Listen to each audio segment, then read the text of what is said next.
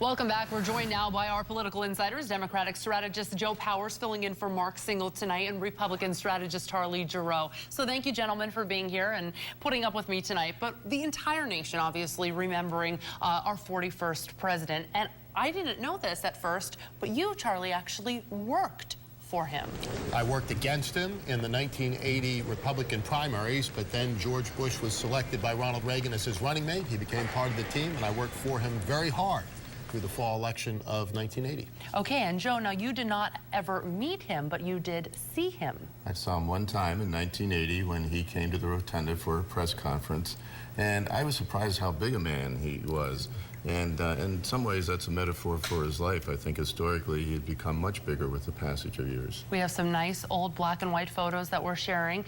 Now, Charlie, can you describe him and talk a little bit about the memories that you have personally with him? Yeah, I mean, I had the opportunity to look across the veil when it was a pretty divided Republican primary in 1980, and then to get to know him once he became part of the team, and the graciousness that he always showed to his own folks, the people that had been with him from the start.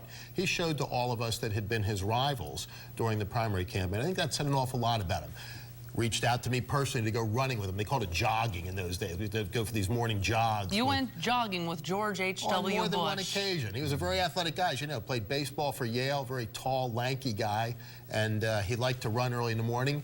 It had been something he used during the primary to show the age difference between himself and Ronald Reagan. And Joe, would you highlight some of the presidency and some of the memories and things that he's done for the country? Well, one of the things I think is forgotten, he actually ran as the environmental president, and that's something very important to me as a former acting secretary of the Department of Environmental Protection. He pushed through the Clean Air Act and signed the Clean Air Act, which is still in effect. And as a result, the term acid rain has basically disappeared from the American consciousness because of the cleanup that it resulted in.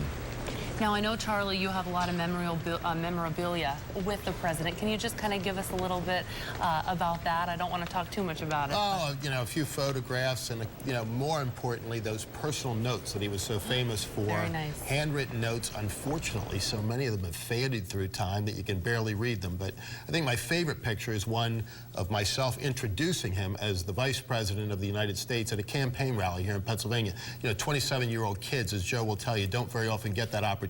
Sure. I did. I know. Did you realize how big everything was in the moment? You know, it's funny, you don't in the moment, but reflecting upon it, I'm thinking, here's this 27-year-old kid that the Vice President of the United States says, I'd like him to introduce me. That's pretty high on. And the reason I said I didn't want to get too much into it is because you'll be talking to us with our Jesse McDonough tomorrow. I will. So we have much more to come from you tomorrow. But Joe, if you can just wrap this up and just kind of say some final thoughts.